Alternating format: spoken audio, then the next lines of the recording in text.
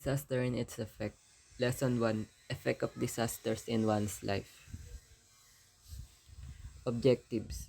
Identify the effects of disasters to human and to the society. Determine ways to lessen the impact of a disaster. Set personal values that can help one overcome the effects of disasters.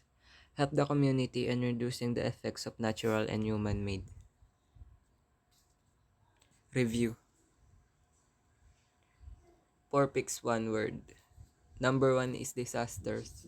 Number 2 is man-made disasters. Motivation. Why is it important to understand the effect of disaster in one's life?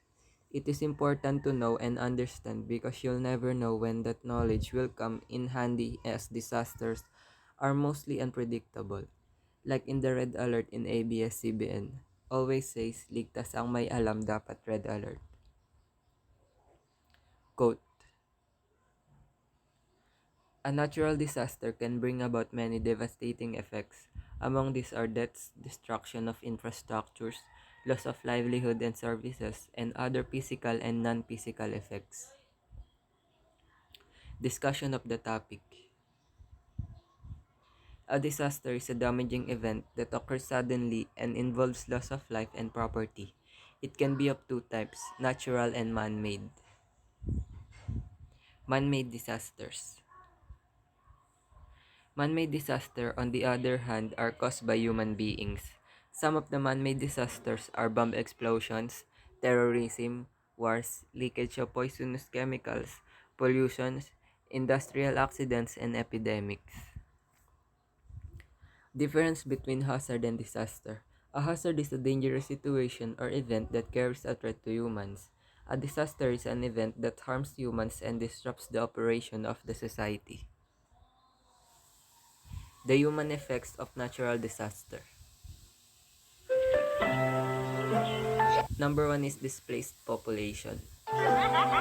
Last year, over 30 million people were displaced inside their own countries through conflict, violence, and other disasters. We cannot ignore their plight. If we all work together to deliver protection and assistance, they can start to rebuild their lives. Does this relate Number 2 is health risk. to health risk? Here, the worth we are talking about is our health and well-being and that of the people around us. The bad stuff is all the things that can adversely affect our health, the environment we live in, the stuff we're exposed to, the ability of our bodies to handle it.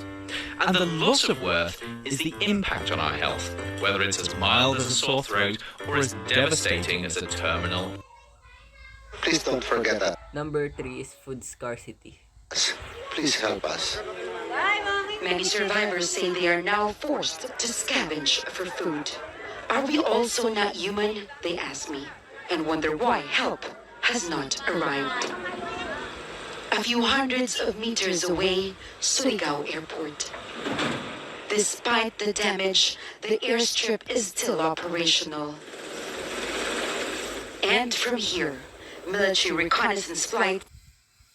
Eruption of the Al volcano has taken Number 4 is emotional aftershocks. its toll on the victims, not only physically, but also emotionally and psychologically. To help us understand all this, we are now joined in the studio by clinical psychologist John Carandang from the Masters Psychological Services. Thanks for being here. Thank you for inviting me here.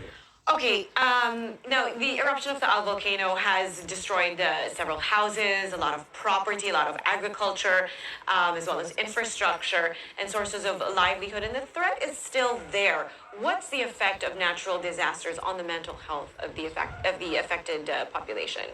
Yeah, the victim might suffer from a post-traumatic stress disorder after the incident of the volcanic eruption. It is a mental health condition that can cause triggers by the fearful situations like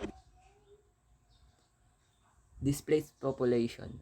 A part of the local population who have been forced or obliged to leave their homes or places of habitual residence, in particular as a result of or in order to avoid the effects of natural or human-made disasters.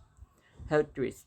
A health risk is the possibility or tendency that something will hurt or affect your health in some ways. Risk does not imply that something awful will certainly occur. It's only a speculative possibility. A number of factors, known as risk factors, influence whether your health risks are high or low. Food scarcity. One of the aftermaths of disaster that means shortage of food due to destruction of crops or destruction of buildings that provide food supply to the local community. Emotional aftershocks.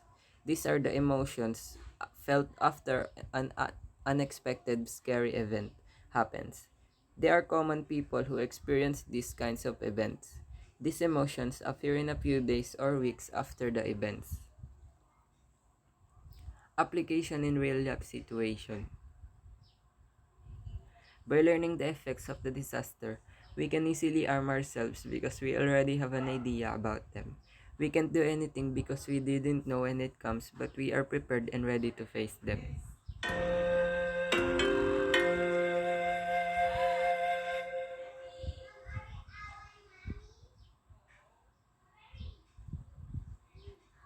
In this video, you'll learn how to react when faced with a volcanic eruption.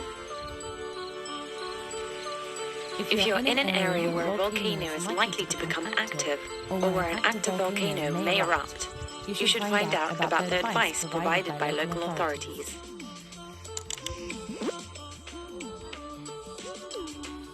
Ensure you know possible evacuation locations.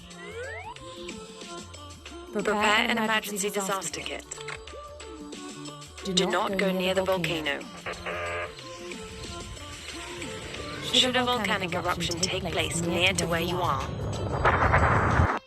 You can see the hazard over there because the houses are under the volcano erupting. if the air has too much gas or dust, breathe through a damp cloth. Listen to the safety advice given on the radio. Leave the affected area, go to a sheltered, safe area, or to the meeting or evacuation points. Do not take refuge at the bottom of valleys or in basements.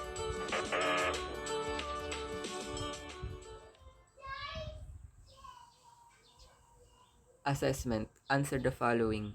Give 3 devastating effects of a disaster. What is the difference between hazard and disaster? Give 3 man-made disasters. One of the most immediate effects of natural disaster. It is particularly traumatic for young children. Ending quote. Bad things do happen in the world, like war, natural disasters, and disease. But out of those situations always arise stories of ordinary people doing extraordinary things. By Darren Kagan.